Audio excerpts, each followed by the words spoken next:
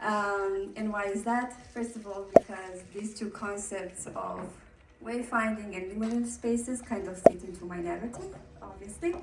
And second of all, it is because over the years I've kind of used all of these ideas to kind of create more sense making for myself whenever things were not necessarily clear.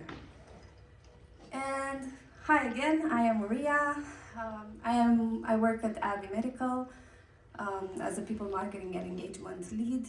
Sometimes I also like to describe myself as an organizational learning professional, but putting everything aside, I'm showing up today as the learner. I'm showing up today as the person who's been through some stuff and who had to come up with solutions. I'm also passionate about coaching and self-coaching, and while I do not have all the answers out there, I'm still trying my very best. So, what's the deal with wayfinding? So pretty much in essence, wayfinding is about how we navigate physical spaces.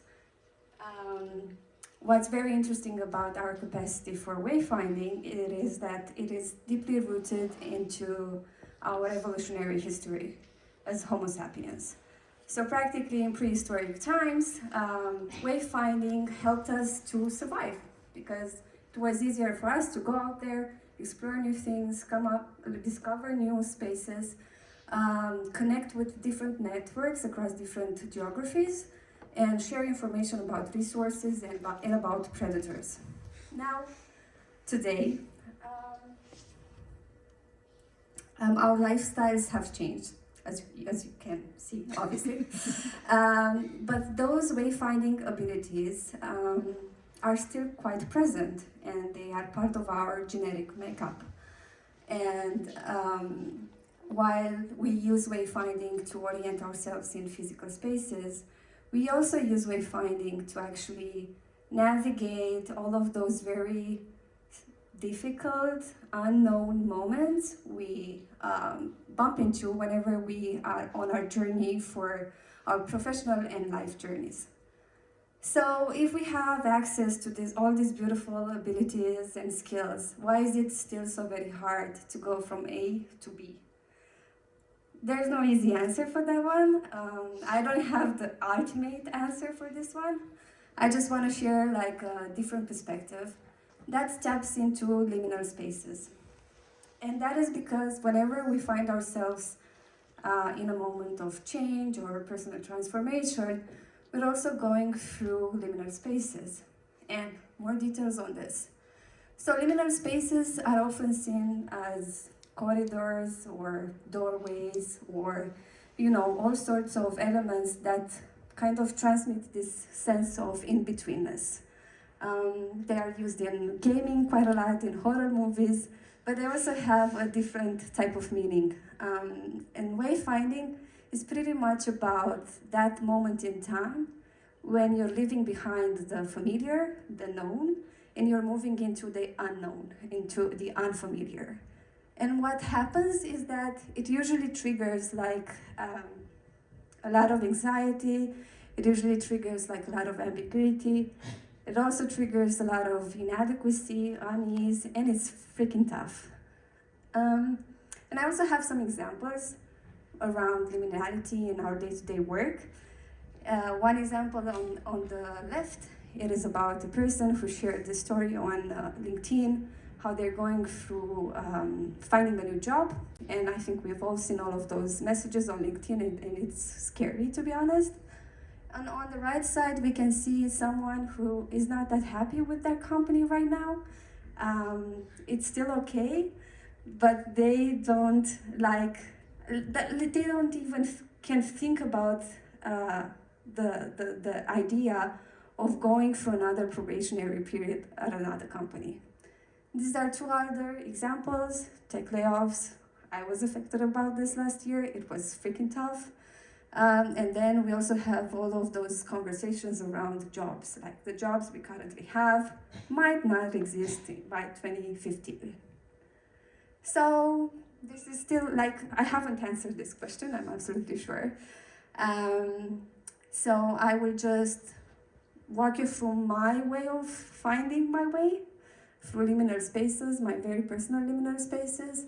And I haven't been able to reinvent the wheel. I pretty much went out there, did some research, picked up the concepts and frameworks that made the most sense for me.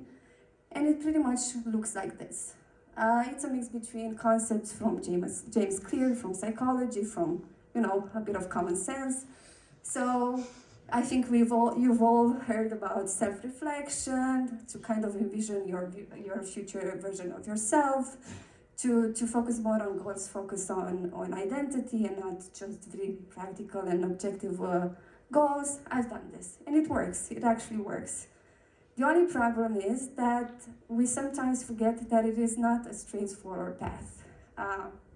Sometimes, whenever you're pulled out of your work because you were let go by your employer, you're struggling with mental health, or you are just navigating your burnout, it's pretty difficult to come back to all of these systems and strategies.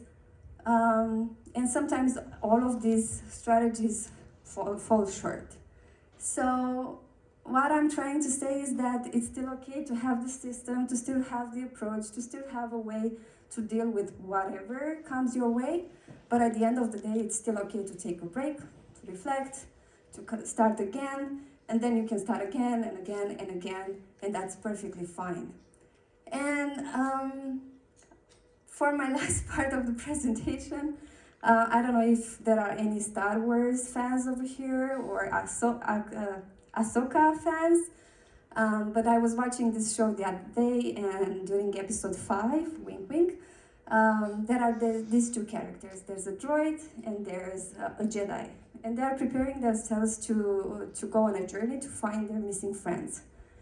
And to do that, they had to seek the help of some very interesting creatures, like some space whales with tentacles that have the capacity to make a hyperspace jump.